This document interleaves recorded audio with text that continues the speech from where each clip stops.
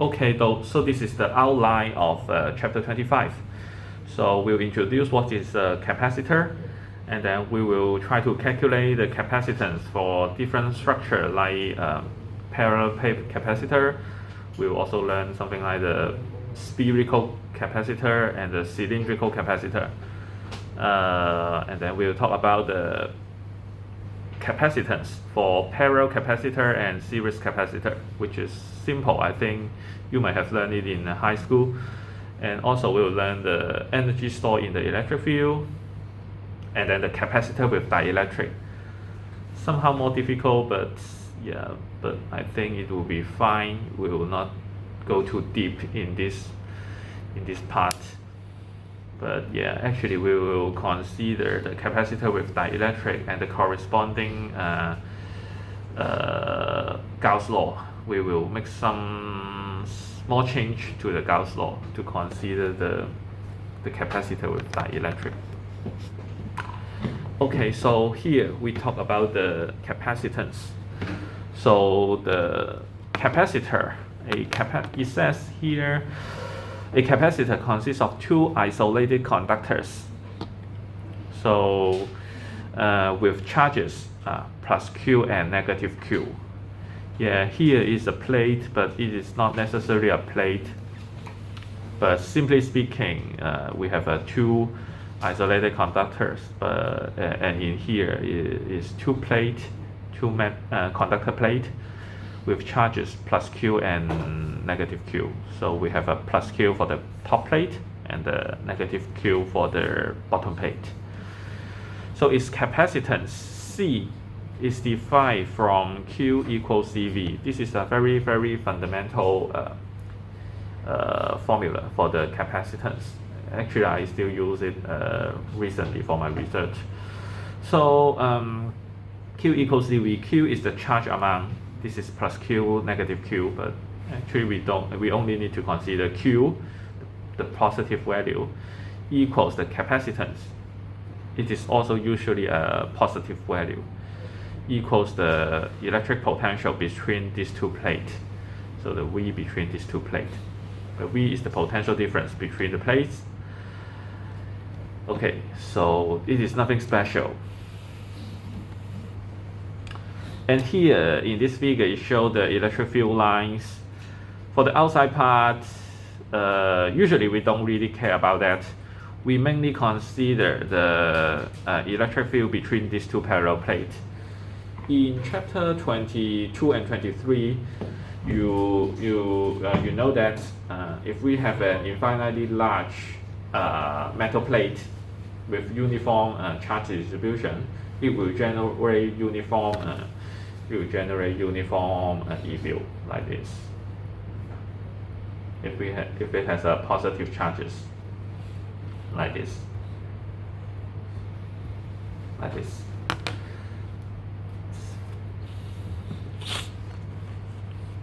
So actually this plate cannot be infinitely large. So for the capacitor, of course, it has a limited area, but we will consider the E field between the plate will be approximately uniform. Maybe for the edge part, the E field is slightly smaller, but at least we will consider the E field in between is uniform. And if we make some approximation, we will consider the whole part here have a uniform E field for simple calculation. And here we call it the fringe, the fringing of the field, which is something like that. But usually it is pretty small, and then we will try to ignore it. If you still remember, for the electric field line, if it is denser, then the magnitude of the E field is stronger.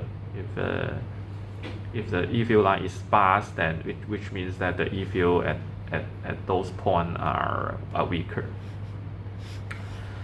Okay, so here it tried to connect this capacitor with a switch and a battery.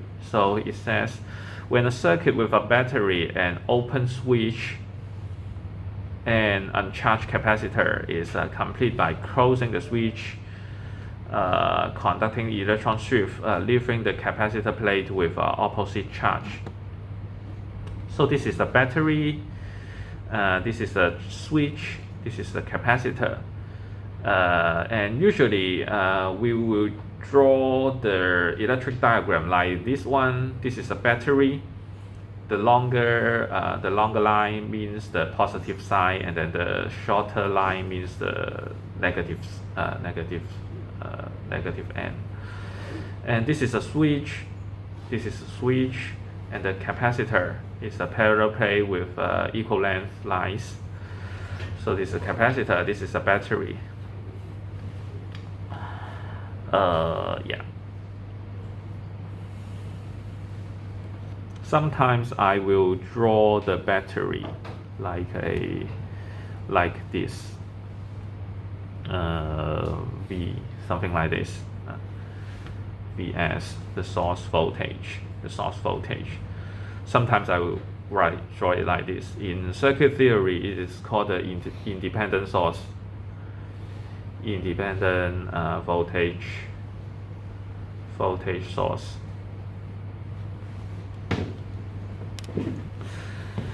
Okay, so yeah, something like this. So a battery be a switch and an uncharged capacitor. Interconnected wire forms a circuit. So you can see this loop connecting the battery, the positive side, with the capacitor. This capacitor is connected with the switch. This side of the switch connected with the negative side of the battery to form a loop. And at the very beginning, as the switch is open, then there will be no charges going through this circuit. But if we try to close this one, if we try to close it, then there will be some charge accumulate on the capacitor.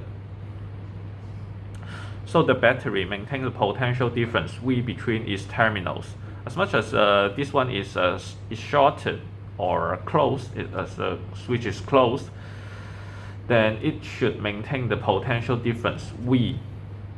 Suppose this is the ground, so this side has a electric potential of 0, and then for this side we have an electric potential of V.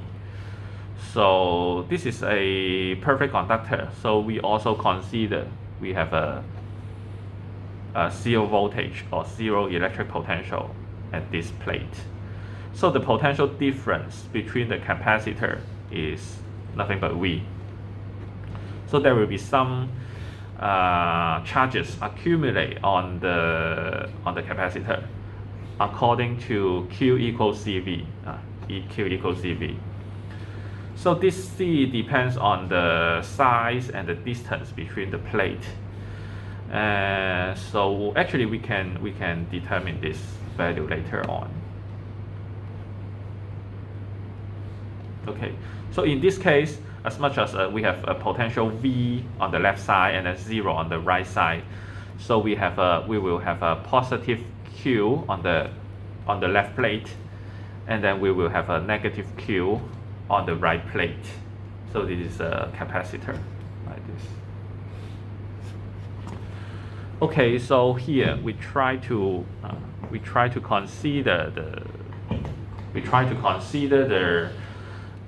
electric field, and yeah, actually we will try to calculate the capacitance for the parallel plate capacitor.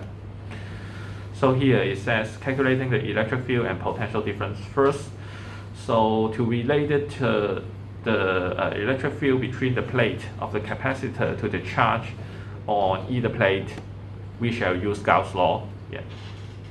So if you still remember, the Gauss Law is like epsilon naught times this net flux equals the Q enclosed.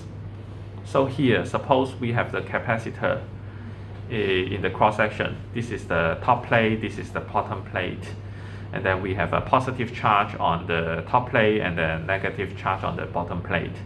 And as much as different polarity of charge will attract each other. So the positive charge is at the bottom side, the bottom plate, the bottom side of the top plate, yeah, and we'll have a negative charge here.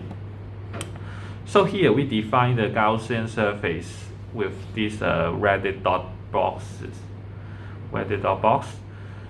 So it encloses the positive charge only. So here the Q is the positive, is the plus Q, only. And then here we also approximate the electric field to be uniform between the parallel plates. Even though precisely speaking, the E field here will be weaker. But here we make some approximation.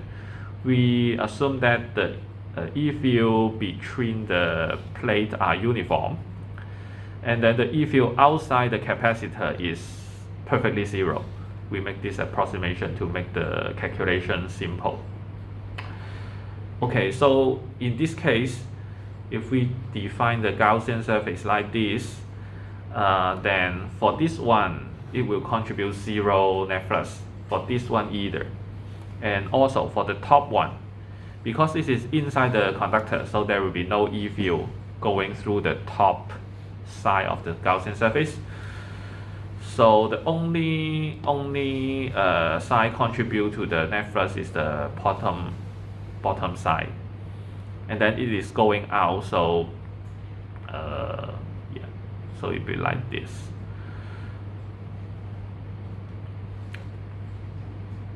So we'll have this Gauss law like this, and then we consider the line integral for the E field from here to there. Integrate from the positive side to the negative side for the initial to final. And actually in the pure physics chapter, we also can integrate from negative side to positive side, and then we can just cancel this negative sign. So we have the voltage difference or the potential difference between the two plates. V will be the integral of EDS, because we already know that E is parallel with the DS. If we integrate from the negative side to the positive side, it is in opposite direction and then in parallel. So this side cancel this negative sign, so we integrate from negative to positive. Okay, so next we consider the Gauss law. To simplify this one, as I mentioned, this side, and this side contribute zero to this surface integral. Only the bottom side contribute to this net flux. And we already assume that the E is uniform over this area. So this EDA is nothing but E times A. It's nothing but E times A. A is the cross-section area of the capacitor, and then times the E field at that point.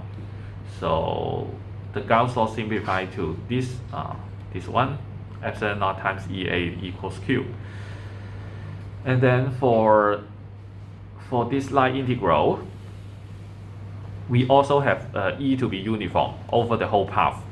So we can just put this E out and then integrate this ds from negative to positive, which means this is nothing but the distance between the two plates. The distance between them is defined as d. So this integral is nothing but small d. So we have E times small d here. So we have V equals ED, and then we also have a Q equals CV as the definition of the capacitor. So we can try to simplify everything. Q equals CV, we can just put this one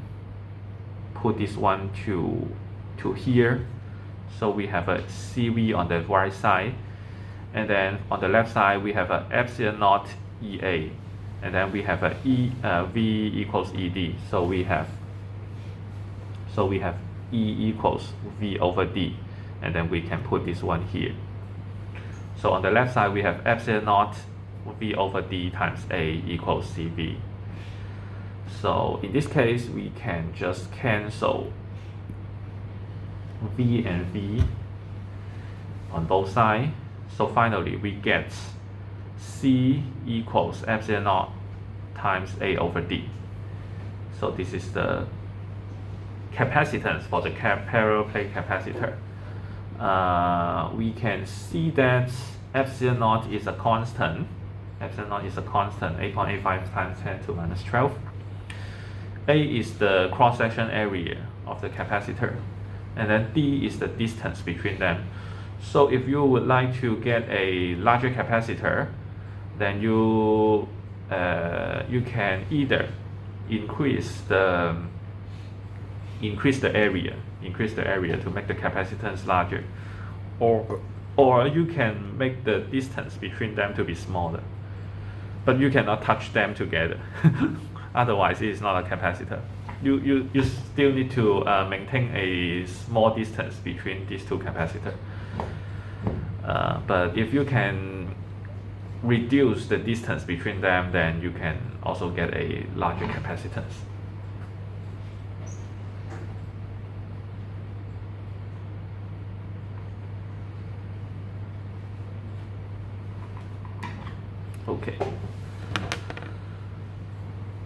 Okay, so far any questions? Okay, so here we talk about another structure called the cylindrical capacitor. So we can see the cross section of the cylindrical here like this. It should be something like this. Something like this, cylindrical. This is the inner part, and then the outer surface. This is just a cross section. Just cut it. Just cut it somewhere here to have the cross section like this.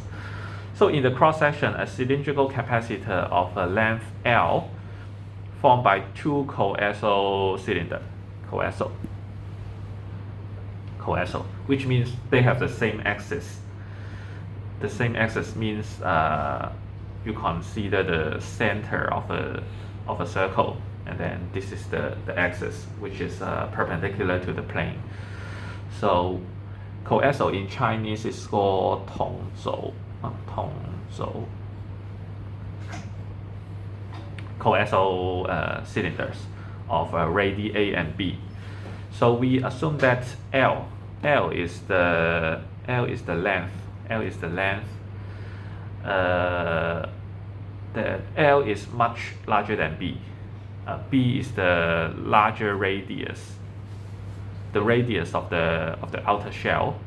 A is the radius of the inner shell. Inner shell.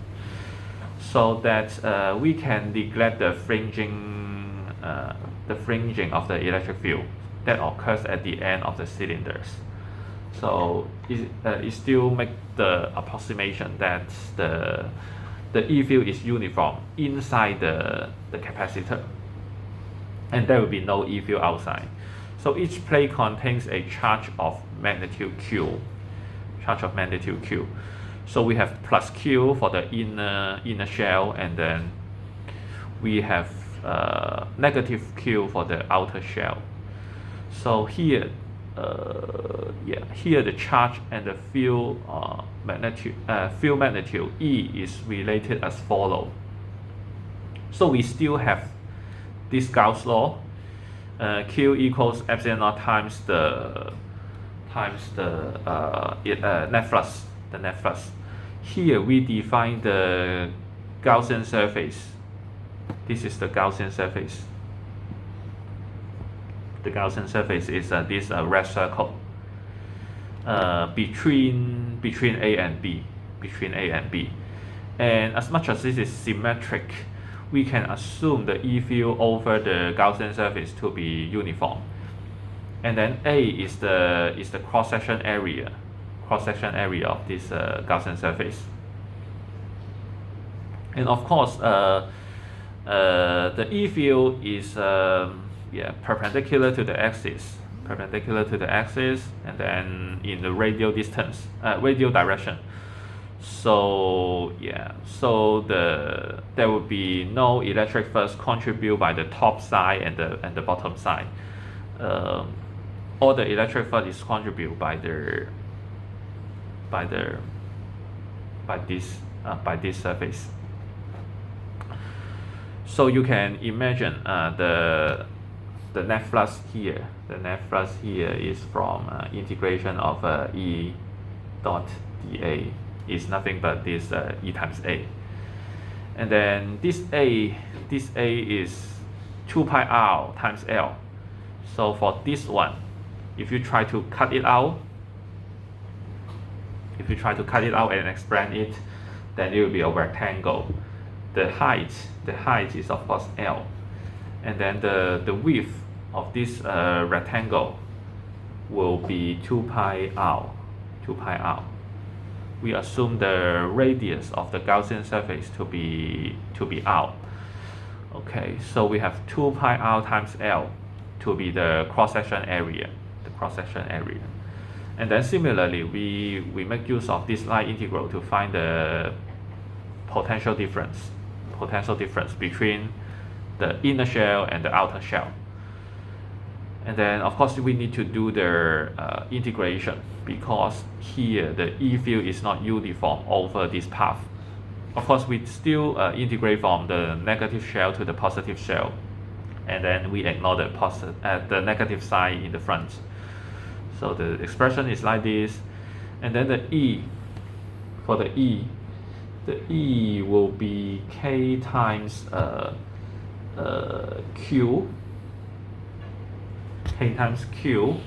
over R. K times Q over R, like this.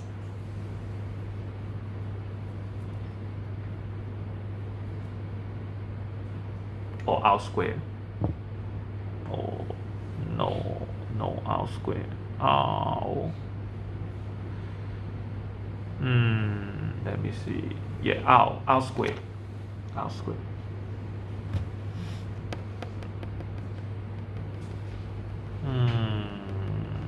ds.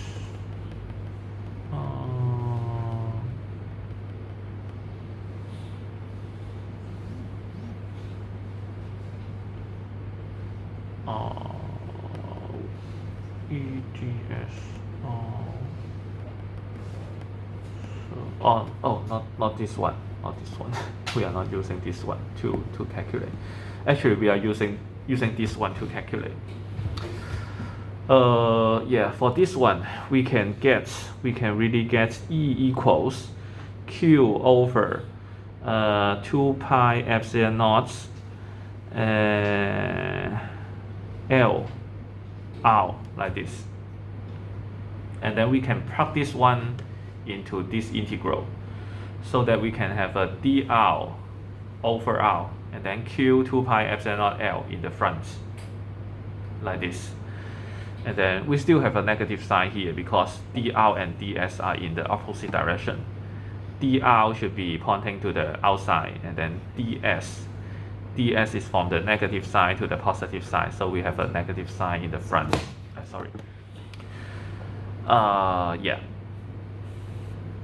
So we do this integration,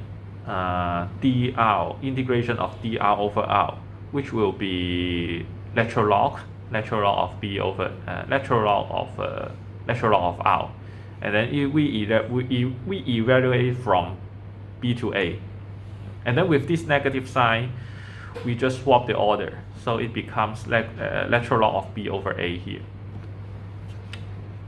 The lateral log of B over A here. So we have this V equals this term times lateral log of B over A. And then finally, we get C equals Q over V. because it is from Q equals CV, we get this C equals Q over V. And then here we have Q here, we have V here, so that we can move V to the right side, and then we move this term to the left side. Then we will get C equals 2 pi epsilon naught L. 2 pi epsilon naught L in the numerator, and the lateral law of B over A in the denominator. So this is the expression for the capacitance of the cylindrical capacitor.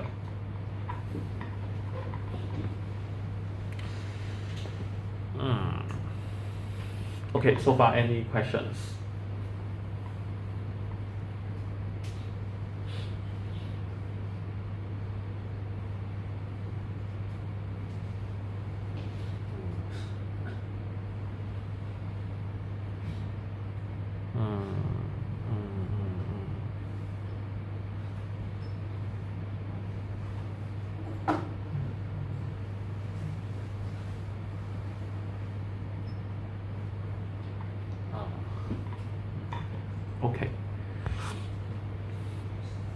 Okay, we still have another one, but I do not provide the derivation here. Actually, it is similar, but a little bit different. For this case, it is a spherical capacitor. Although this is still the same cross-section, but actually it is like two spheres with the same center. The concentric sphere capacitor. So we have an inner radius and then the outer radius B. Inner radius to be A. So as much as this is a sphere, so for the cross section area, it's look like the same as as this one. But actually, this is a cylindrical capacitor. So originally, it should look like this. But for the spherical capacitor, it should be two concentric spheres. And actually, the expression will be like C equals K naught, or 1 over K, 4 pi epsilon naught, times AB over B minus A, which should be like 4 pi epsilon naught over 1 over A minus 1 over B, something like this. You can just move it to the bottom and then cancel it. It should be something like this. You can try to practice it by do it. You can try to derive it yourself if you are interested, which is something similar to this one but a little bit different. You can imagine that you just integrate it with dr over r squared, so that after integrating this term you will get 1 over r, which will be something like this term. And then you evaluate from B to A, you will get this one. You will get this expression. And in this case, here it takes B to be infinity, which means that the outer sphere is infinitely large, which means it does not really exist. Then we will call small a to be capital R. Then this expression will become 4 pi epsilon naught R. It is straightforward because if you consider B to be infinity, which means that 1 over B will be 0. So the only remaining term in the denominator is 1 over A, or 1 over capital R. So this 1 over capital R goes up here and it will become 4 pi epsilon naught R, like this. Okay, so this is the capacitance for the spherical capacitor, and with the outer surface to be infinitely large. Okay, here is a quick checkpoint.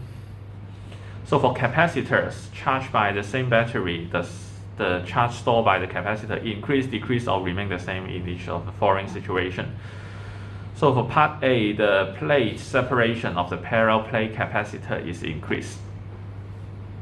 Does it increase, decrease, or remain the same?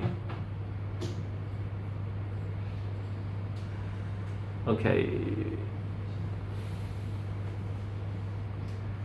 The plate separation of the parallel plate capacitor is increased. So for the part A, we have a C equals epsilon naught A over D.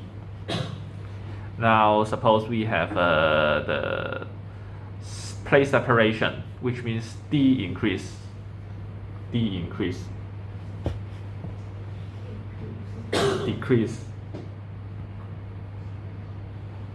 Okay. So for the second one, the radius of the inner cylinder of the cylindrical capacitor is increased. So let's check.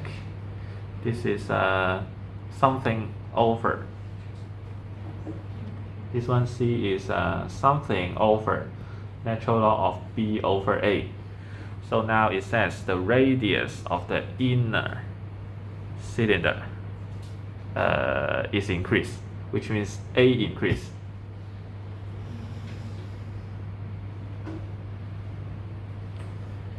Increase or decrease or remain the same? Increase. Okay, for part C, the radius of the outer spherical shell of a spherical capacitor is increased. So for this one, we have a 4 pi epsilon naught, and then 1 over A minus 1 over B. Here, the outer spherical shell is increased, which means B increase. Wow. B increase. Increase or decrease?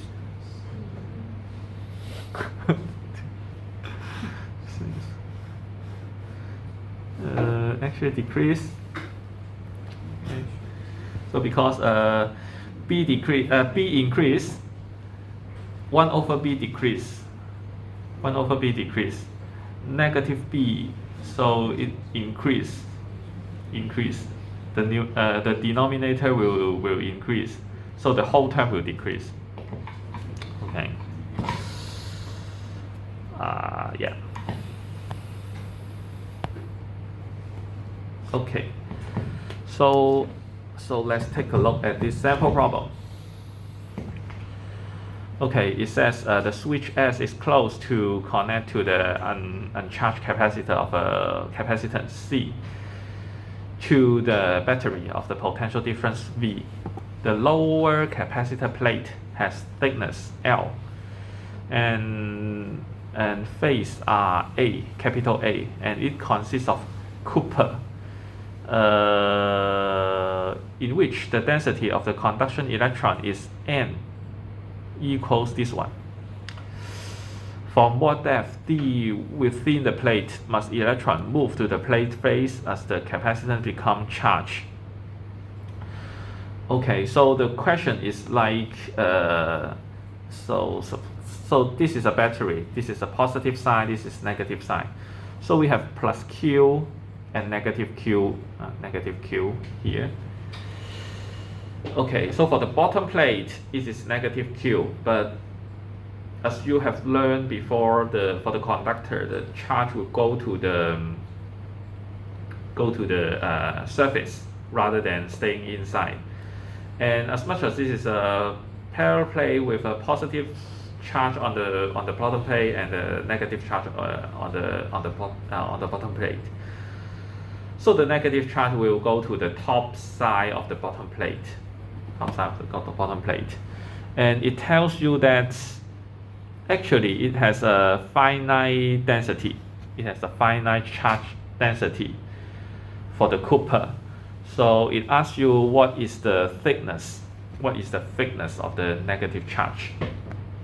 Okay, so first of all, we know Q equals CV, and we know C and V, so we can quickly find Q to be CV, which is 0.25 times 10 to minus 6, and then times 12 volts. So the charge amount is 3 times 10 to minus 6 coulomb. Okay, and next week.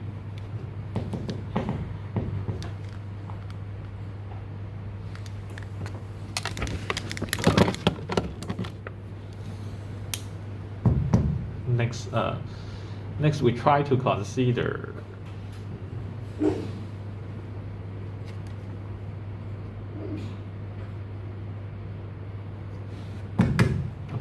Next we try to consider the number of electrons there. Number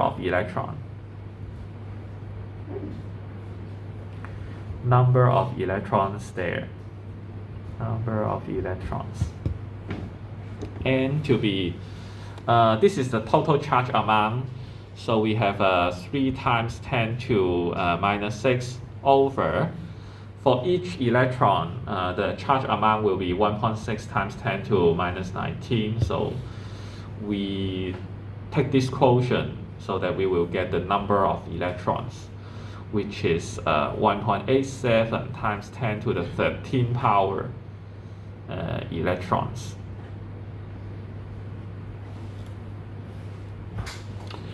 Okay, so here we know the density. To be small n. The density is here. So this is a volume density because it is electrons per meter cube. This is a volume. So we need to multiply this n by a volume to be the total number of electrons. So we should have n to be n times the volume. We assume it is a cube, not actually a cube, a rectangular cube, or how do I call it? Yeah, a rectangular brick. So which is like we multiply the cross section area by the height or the depth. So this is the depth. The cross section area is A. So the total volume is A times D. So we can simply get D equals capital N over AN. Okay, so this is 1.87 times 10 to the 13 power over A is 2 times 10 to the minus 4 power, and then N is 8.49 times 10 to the 28th power. So this one is 1.1 times 10 to minus 12 meter, or you can write it as 1.1 picometer, which is really short. So you can consider the all the charges is on the surface rather than have a very tiny thickness. Yeah.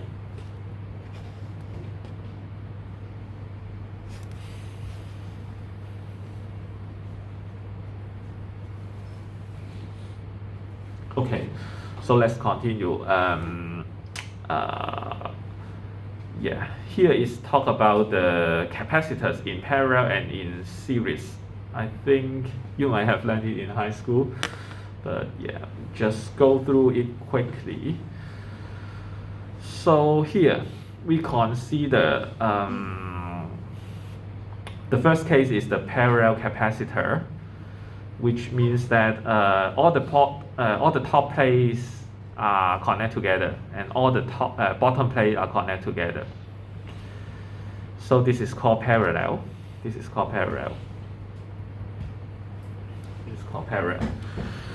Okay, so in this case, suppose we have a battery here with a voltage difference V.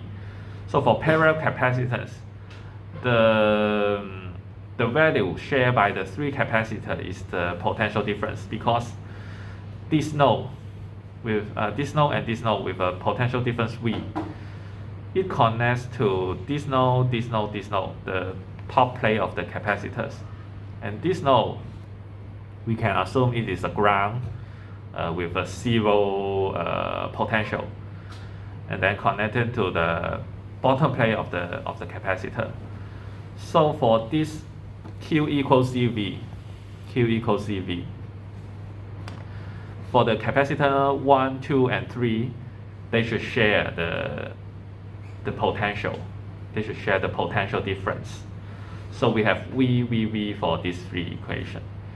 But we have Q1, C1, Q2, C2, Q3, C3, which are not shared, because it depends on the capacitor size or the capacitance. So we have Q1 equals C1 V, not V1, Q2 equals C2 V, and Q3 equals C3 V. Then we can try to add them together. So the total Q will be Q1 plus Q2 plus Q3. And then V are the common factors, so it can be factored out. We have C1 plus C2 plus C3 equals V, like this. So here we'll try to find an equivalent circuit. So this is the original circuit. We will try to find the circuit called the equivalent circuit. Equivalent. In Chinese is called 等效或者等价。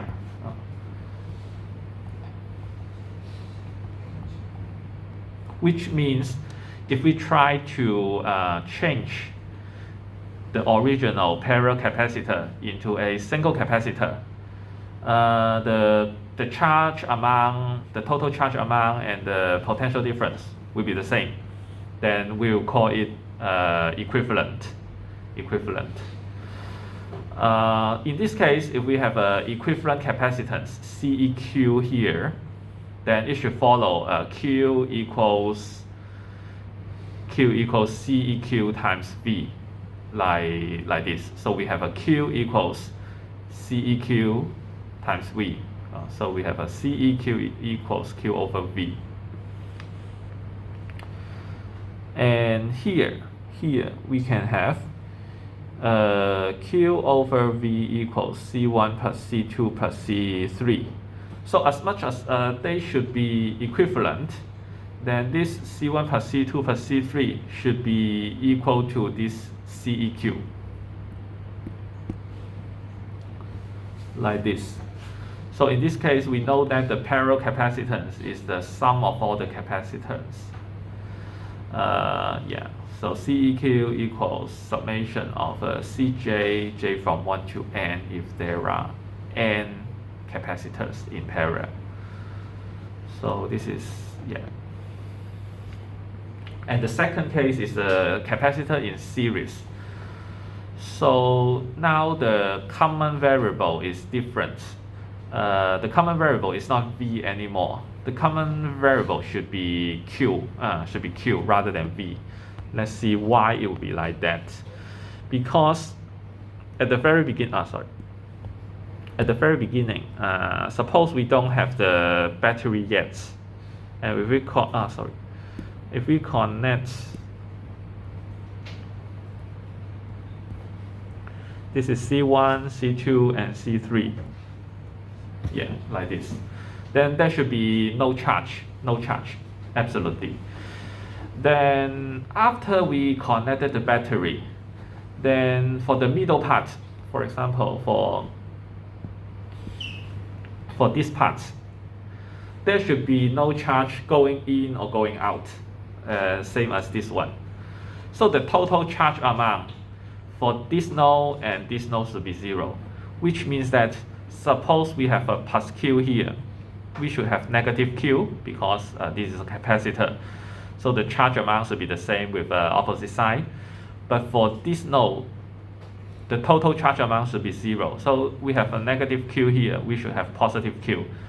And we have positive Q, so we have a negative Q because it's a capacitor.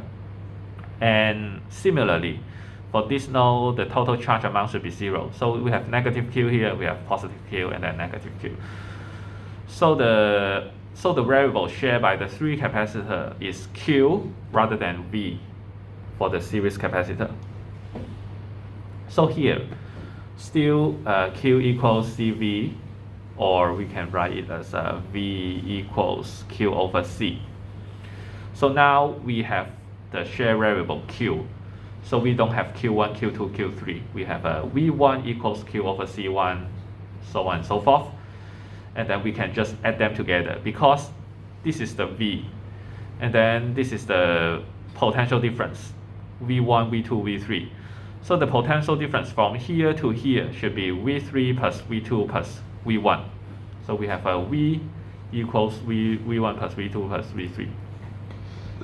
This is called the KVL. KVL, Kirchhoff voltage law. Kirchhoff voltage law. So the voltage difference from here to there, and also from here to through this path to there, should be the same. So we have V equals V1 plus V2 plus V3. So we can substitute these three terms into here. So we have a Q to be the common factor times 1 over C1 plus 1 over C2 plus 1 over C3, like this. And similarly, we consider the equivalent circuit like this. So we have CEQ here to replace these three capacitors in series. So in this case, we have a CEQ equals Q over V. So here we also have Q over V equals 1 over this whole term. So it will be 1 over this whole term. So CEQ will be this term, or we can write it as 1 over CEQ equals 1 over C1 plus 1 over C2 plus 1 over C3. Or if we have n capacitor in series, we take the reciprocal of all the capacitance and sum them together. It will be the reciprocal of the equivalent capacitance, like this. Okay. So this is a series capacitance. We take the reciprocal and then sum them, and then take the reciprocal again to be the equivalent capacitance. Okay, I think I can just stop it here today, and I will see you next week.